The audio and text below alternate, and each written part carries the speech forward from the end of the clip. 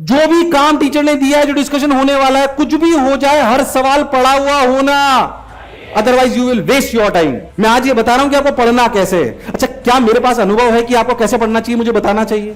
क्योंकि 12वीं का टीचर नहीं हूं, जे एडवांस की बातें कर रहा हूं आपसे कि बच्चों को कैसे पढ़ना चाहिए कॉम्पिटिटिव एग्जामिनेशन के लिए। अब अगर आपको सोचो 40 सवाल मिले तो आपको सबसे पहले घर जाके क्या करना होता है कि आज प्लानिंग करनी होती है। अच्छा, 2 घंटे मेरे पास सवाल है, सॉरी 2 घंटे मेरे पास है फिजिक्स के लिए, 120 मिनट है, कितने? तो 40 से डिवाइड करो, कितने हुए? क्या 3 मिनट हर सवाल के लिए? इसको मल्टीप्लाई करो 2 से, कितने से? कितने से? यानी कि एक सवाल को मैक्सिमम में 6 मिनट दूंगा। ये 2 इसलिए क्योंकि कुछ सवाल ऐसे होंगे जो 1 मिनट में ही खत्म हो जाएंगे। यानी कि किसी भी सवाल को मैं 6 मिनट से ज्यादा, क्या ये हर सवाल का समय रोज बदलेगा?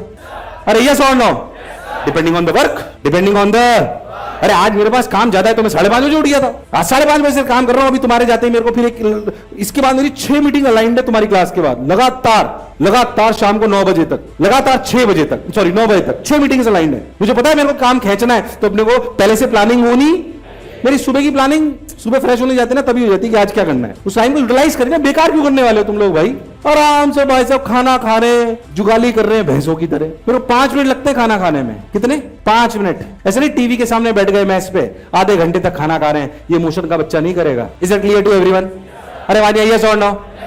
6 मिनट लगाएंगे, कितने मिनट? 6 मिनट लगाएंगे, और हम रोज ये काम करेंगे। अच्छा, अब आपने सवाल करे, आपके 40 सवाल थे, हो सकता है कि 120 के पहले आपने इस प्रक्रिया को फॉलो करा, हो सकता है कि आपके पास 1.5 घंटे में आपके पूरे 40 सवाल अटेम्प्ट, क्या आधा घंटा बच गया? अब आधा घंटा उन सवालों पे लगा दो जो आपको लगता है कि और फाइट मारता तो। अरे यस और नो? अब ध्यान सुनना जो मैं कहने वाला हूं, प्लीज ध्यान सुनना, गड़बड़ मत करना। सोच के देखिए 40 सवाल सर ने होमवर्क दिए थे, तूने इस प्रक्रिया को फॉलो करा, क्या एक बात तो तय हो गई? एक बात तो तय हो गई, 1.5 घंटे में हमने 40 सवाल एक बार अटेम्प्ट कर लिए, हो जाएंगे अगर इस प्रक्रिया को करोगे तो 1.5 से 1 घंटे 45 मिनट पक्के से हो जाएंगे। अब एक बात समझो कि 40 सवाल जब सर ने दिए तो मैंने सारे सवाल अटेम्प्ट तो कर लिए, बोलो यस और नो? ये दूसरी बात है कि कितने हुए और कितने।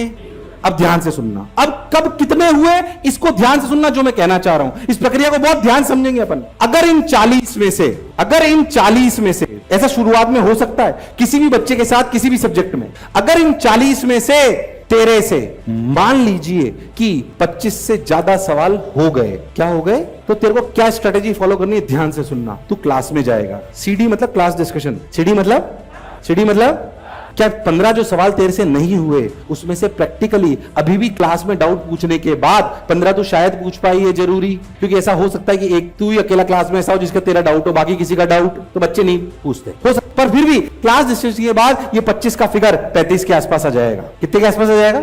35 के आसपास क्लास डिस्कशन के बाद। इस 35 के बाद अपन घर जाके क्या देखेंगे? टीएस क्या है, टेक्स्ट सॉल्यूशन क्या है।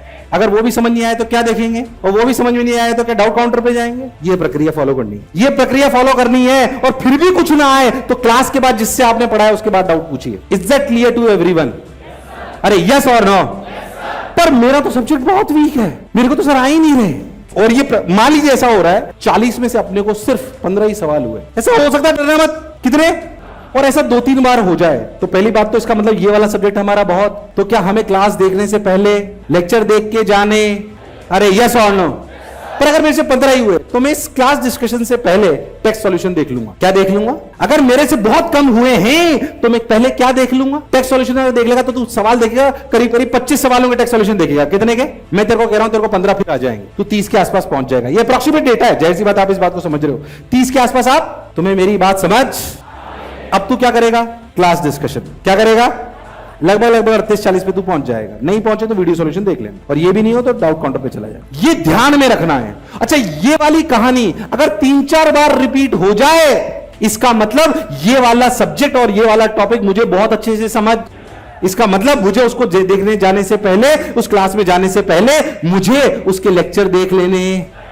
Here you have to utilize online. So classroom coaching is one of the most important thing जहां से सिलेक्शन सबसे ज्यादा होता है। बट क्या इसमें हमें ऑनलाइन के जो ऑनलाइन के टूल्स हैं उसे भी यूज लेना आना?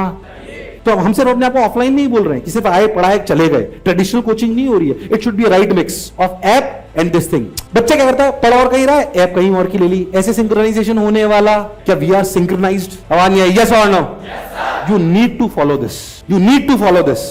अगर इन सब बातों पे तुमने ध्यान दे दिया तो तुम्हारा सिलेक्शन कोई रोकने वाला कोई नहीं रोक सकता तुम्हारा सिलेक्शन, कोई नहीं रोक सकता तुझे, कोई ताकत तुम्हारा सिलेक्शन नहीं रोक सकती, दावे के साथ मैं तुमको कह रहा हूं। पर ये करना पड़ता है। अभी क्या होता है, अभी तो बच्चों समझ में आ रहा है तो वो थोड़ा बहुत कुछ दिन करते हैं, पर धीरे धीरे वो भूलने लगते हैं। पर मैं कह रहा हूं रोज रोज मैं आपको नहीं बोल पाऊंगा, ये बातें आपको याद में इक्वल डिस्ट्रीब्यूशन करना है। अब इक्वल डिस्ट्रीब्यूशन के लिए क्या करना है बोलो, बात में कहां से उठा के लाया बोलो, क्लियर है? सबसे पहली बात, कितने घंटे पढ़ेंगे?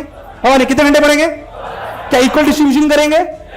इक्वल डिस्ट्रीब्यूशन के बाद क्या मेक श्योर करेंगे कि होमवर्क पूरा? कैसे होमवर्क पूरा होगा बोलो, क्लियर है? अरे यस और नो? उसमें भी क्या प्रक्रिया क्या होनी चाहिए बोलो, क्लियर है? ये कोई किताबी ज्ञान नहीं है, अनुभव का ज्ञान है।